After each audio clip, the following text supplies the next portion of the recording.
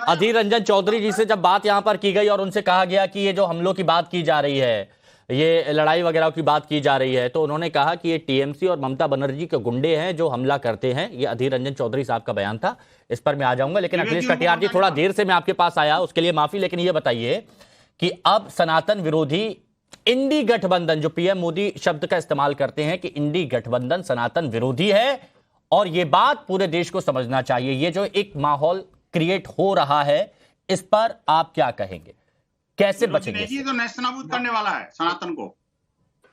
हिमांशु जी कटियार साहब, दो बातें प्रधानमंत्री जी ने कही। हाँ। एक बात उन्होंने कही नफरती ताकतें, हाँ। और दूसरी बात प्रधानमंत्री जी ने बोला सनातन विरोधी। हाँ। सनातन विरोधी कौन है? सनातन धर्म के बारे में शंकराचार्य जो हमारे देश के हैं, उनसे ज्यादा तो हम जो 4-6 लोग बैठे हैं या जो राजनीति करते हैं, माननीय प्रधानमंत्री जी भी कहते हैं, आरएसएस के सरसंघ चालक भी कहे, लेकिन जिन जो धर्म के सबसे शीर्ष में बैठे हैं वो शंकराचार्य जी है। उनसे ज्यादा हिमांशु हम आप तो नहीं जानेंगे। नहीं तो रामायण, और उन्होंने ये बता दिया इस देश को कि सनातन विरोधी कौन सी पार्टी कर रही है भाई, बताओ ना। बंसल साहब, जब मैं आप बोलने में चुप सुन रहा था ना, अब आप चुप सुने, बिल्कुल चुपचाप। नहीं अखिलेश जी, चुपचाप नहीं है। मैं हिंदू समाज को जितना चुप नहीं रख सकते आप वैसे अखिलेश कटियार जी भी हिंदू ही हैं। नहीं, ये सब तो नाम से हिंदू होना अलग बात है भाई। हिमांशु जी, नाम से हिंदू होना एक अलग बात है और मन से हिंदू होना। अच्छा, एक बार उनकी बात तो सुन लेते हैं। अगर आपको कहीं पर आपत्ति हो दर्ज करा दीजिएगा, है ना? कहीं पर आपत्ति हो दर्ज करा दीजिएगा, तुरंत तो सुन लेते हैं। हाँ अखिलेश जी बोलिए। नहीं, मैं हिमांशु जी इनसे एक बात पूछना चाहता हूँ कि आपके सनातन में, हिंदू धर्म में दलित पिछड़ों की कोई जगह है कि नहीं?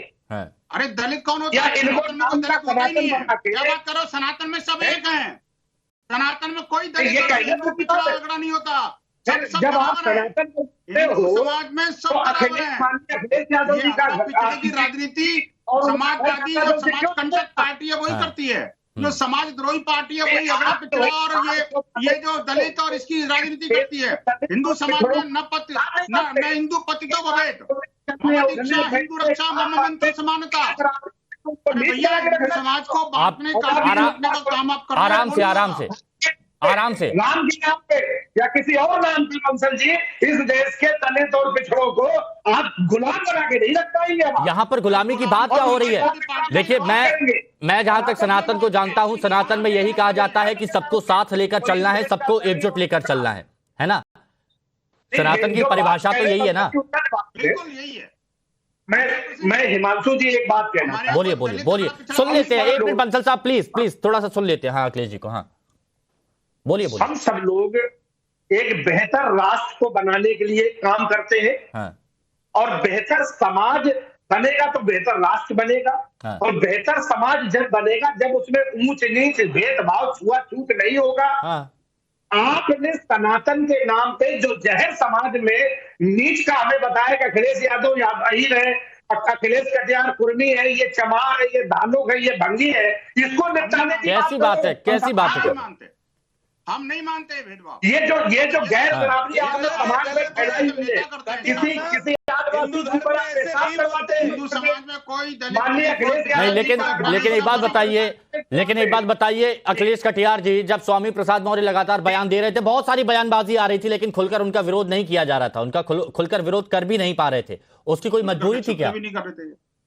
हिमांशु जी, हम भारतीय जनता पार्टी के लोगों से ये बात पूछते हैं कि खुल के विरोध जब आपकी सरकार ने अखिलेश यादव जी की कुर्सी गंगा जल से धोई, तो ये अपमान नहीं है? आपने विरोध क्यों नहीं किया? आप विश्व हिंदू परिषद के नेता हैं। मेरे को ये बताइए, जब कोई कह देता है कि हिंदू धर्म एक धोखा है और बहुत सारे सवाल उठाता है, उस वक्त आप लोगों की जुबान से एक शब्द नहीं निकला था। अखिलेश यादव जी को ये कहा जाता है कि अहीर का बेटा है, मुलायम सिंह। अब यहाँ पर जात पात धर्म कौन कर रहा है? यहाँ तो हम एकजुटता की बात कर रहे हैं, लेकिन हिंदू धर्म को अगर कोई धोखा कह देता है, कोई कह देता है कि यहाँ पर दंगे होंगे, तो वहां पर आप लोगों की जुबान से शब्द नहीं निकलता।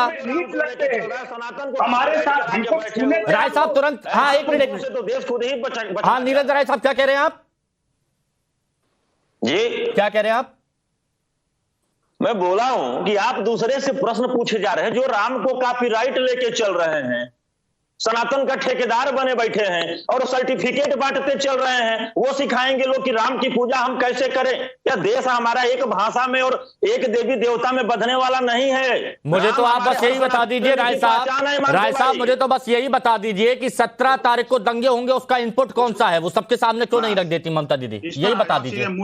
बिल्कुल रख देती है, बिल्कुल बिल्कुल बिल्कुल। सुनिए, हाँ, मैं जो अभी बोल रहे थे महोदय, ये टीएमसी से हैं, तो मैं गौरव भाटिया, डॉक्टर आलोक और प्रेम शुक्ला जैसा नहीं हूँ, राजनीतिक विश्लेषक हूँ, किसान का लड़का हूँ, ताव से बतियाता हूँ, राष्ट्रद्रोही के खिलाफ लड़ता हूँ, जैसे आप राष्ट्र को छेद करते हैं। अब सुन लीजिए, बताइए, तो आप टीएमसी का तो आपको टीएमसी का प्रवक्ता क्यों नहीं बोले? अरे नहीं सिकदर साहब, राजनीतिक विश्लेषक ही रहने दीजिए, लेकिन वो अच्छा ठीक है, सुनिए, उनको राजनीतिक विश्लेषक ही रहने दीजिए। सुनाइए राय साहब, मुद्दे पर रहिएगा। 17 तारीख को दंगा होगा, ममता दीदी को कहां से इनपुट आया और क्या ये सतर्क करना है या फिर उकसाना है? मैं बता रहा हूं, वो सतर्क किया जा रहा है। भाजपा का इतिहास रहा है, अभी 2 लोग बैठे हुए हैं यहाँ पर, भाजपा का इतिहास। मुझे एक बात बताइए राय साहब, अगर ये सतर्क किया जा रहा है, सतर्क किया जा रहा है, राय साहब एक सवाल का जवाब प्लीज, एक सवाल का जवाब।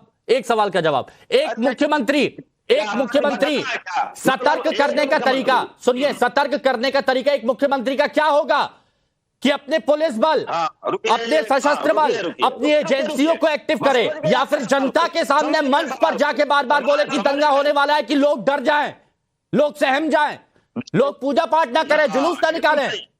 भाई रुकिए, एक जो है प्रधानमंत्री अपने काम के दम पे वोट मांगने की, मैंने मुख्यमंत्री की बात करी, आप प्रधानमंत्री की बात करते हैं। मैंने मुख्यमंत्री की बात करी, आप प्रधानमंत्री की बात कर रहे हैं। मैं जिस मुद्दे पर हूं उस मुद्दे पर रह के जवाब दीजिए। क्यों? सनातन का डर देश की जनता में घुसाने का कौन काम कर रहा है? तो यहाँ पर आप दंगे का डर दिखाएंगे क्या? यहाँ पर टीएमसी दंगे का डर दिखाएगी? टीएमसी दंगे का डर दिखाएगी? 2016 से हिमांशु भाई, अरे फिर आप 2016 पे आ गए। 2024 17 अप्रैल दंगा होगा, ये इनपुट कहां से आया? और सतर्क करना था तो खुफिया एजेंसियों को सतर्क करते, जनता को डर क्यों दिखा रहे हैं? बंगाल के अंदर देखिए, जो 2016 से लेकर अब तक बंगाल में दंगा कराने का, आरोप लगाने का इतिहास रहा है भाजपा का। मुझे ये बात अलग लगती है। मेरे को ये बताइए सिकदर साहब, ये बोलते हैं जहां जहां पर बीजेपी की सरकार नहीं है वहां पर दंगा होता है और बीजेपी दंगा करवाती है। ये बताइए, इन आरोपों का कैसे जवाब देंगे? सनातन की ठेकेदारी आप लोगों ने ले रखी है, दंगा आप दूसरे राज्यों में करा देते हैं, ये आरोप यहां पर लग रहे हैं आप पे। देखिए, दंगा का डेट जब मुख्यमंत्री बताते हैं उसका जवाब तो अखिलेश राय साहब दे नहीं पा रहा है कि एक मुख्यमंत्री जो प्रशासनिक प्रधान है, खुलेआम अगर ऐसे इनपुट उनके पास भी है तो खुलेआम ये बोल के ये चेतावनी दे रहा है कि भड़का रहे हैं, या किसी को संदेश दे रहा है कि दंगा होने वाले हैं। तो ये मुख्यमंत्री को क्या यह शोभा देता है? सबसे पहले वो अपने पद का गरिमा क्या है वो खुलासा करे।